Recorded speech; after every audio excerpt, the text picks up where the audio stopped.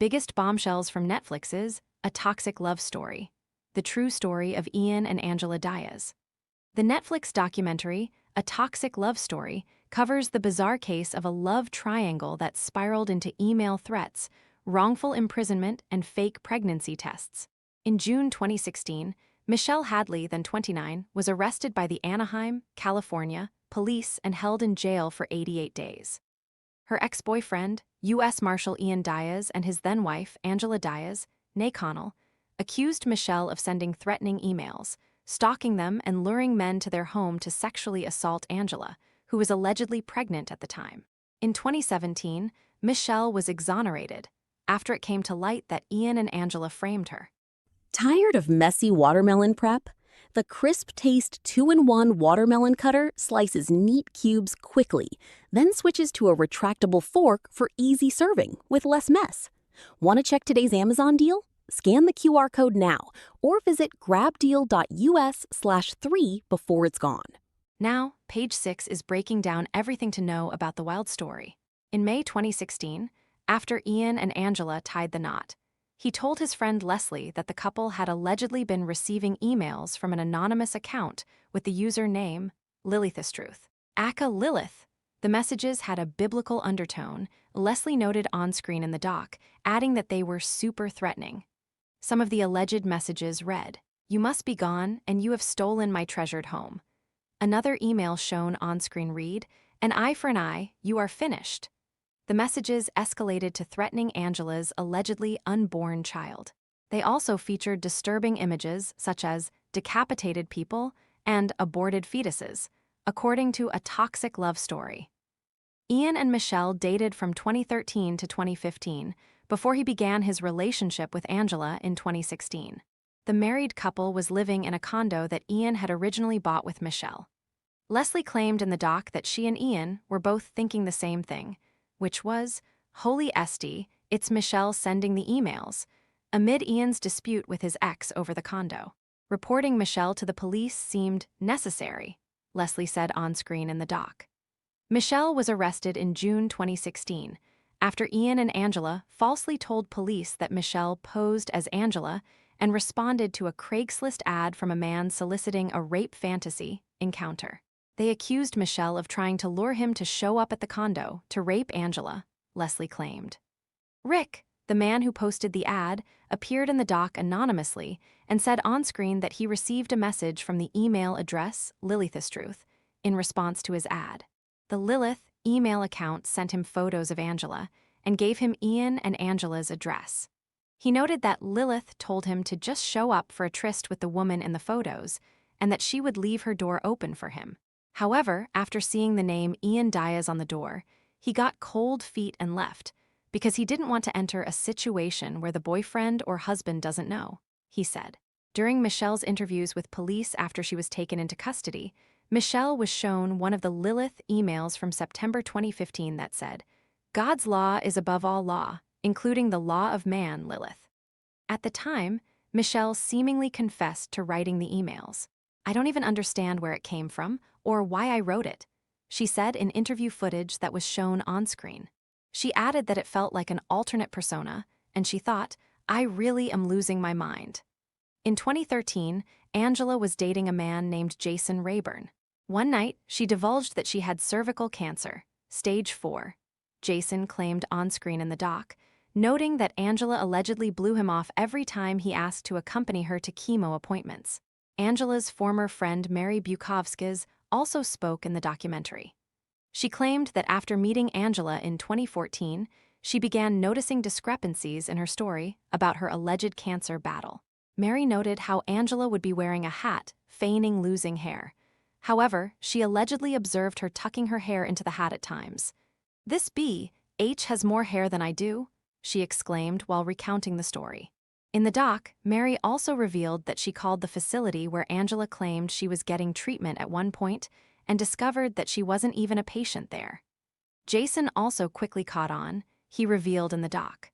After Angela allegedly texted him a photo from a first-person perspective that supposedly showed her view from sitting in a chair while receiving chemo treatments, he later found it on Google Images. Both Jason and Mary then confronted Angela in 2014. According to Jason's video camera footage shown on screen, Angela doubled down and refused to admit she was lying to them.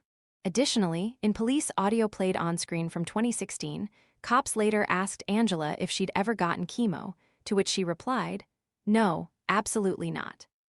After Michelle's arrest, Ian called his friend Leslie to inform her that he had found out the sonogram from Angela's pregnancy was fake, Leslie recalled on screen in the doc. Upon searching the condo, Leslie and Ian found pregnancy tests that Angela had drawn on with blue markers to make them look positive. Learning about her deception caused Leslie to wonder, "Holy Esty, did any of these emails actually come from Michelle? Is it possible that Angela sent all of these emails to herself?" She recalled on screen. She felt an immense responsibility to tell the police that there were some doubts, she added. She pleaded guilty to all charges including fraud, false imprisonment, and falsely reporting a crime. She was sentenced to 5 years in prison. After Angela's arrest and Michelle's exoneration, Department of Justice investigator Jason Higley and his team had an obligation to look at the case again, he said on screen in the doc. During their interviews with Michelle, she divulged that after she and Ian bought the condo together, and she put all her savings in it, Ian's behavior allegedly turned controlling. "He'll pick out outfits for me and tell me when he wants me to wear them," she said on screen in the doc. Ian also installed security cameras, she claimed, but not outside the condo. They were inside, facing the kitchen, where I cook. Michelle described being with Ian as a daily roller coaster ride in the doc. "One minute, he'd be taking me to a fancy dinner and telling me how beautiful I was," she recalled, "and the next minute, he'd be flirting with another girl and screaming in my face." After she left him, Michelle claimed his end game was to find a way to figure out how to keep the condo and destroy her life at the same time. During their time together, Michelle alleged that Ian told her that he had a cuckold fantasy. "We're not compatible in this area," she said on screen in the doc. However, she claimed Ian would bring it up over and over multiple times a week, and that he even sent her profiles of men on Craigslist that he wanted her to sleep with. "It made her so uncomfortable that she would cry," she recalled. Michelle explained to cameras that she hadn't dated a lot in the past, so she thought, maybe this is what women have to do in relationships. She alleged that she let Ian pressure her to sleep with another man so that they could move past this, but it made her feel like a beautiful part of herself had died.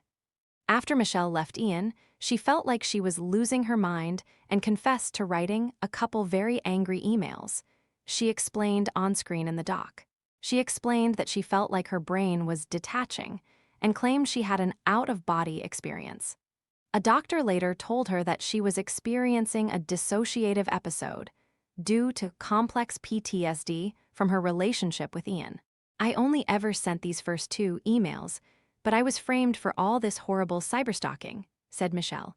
Michelle's story did sound crazy, investigator Higley recalled in the doc.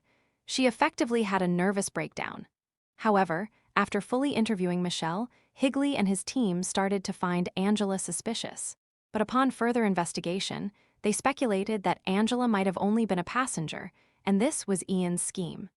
He added that investigators suspected that Ian seized on those first emails to create the Lilith email account and language.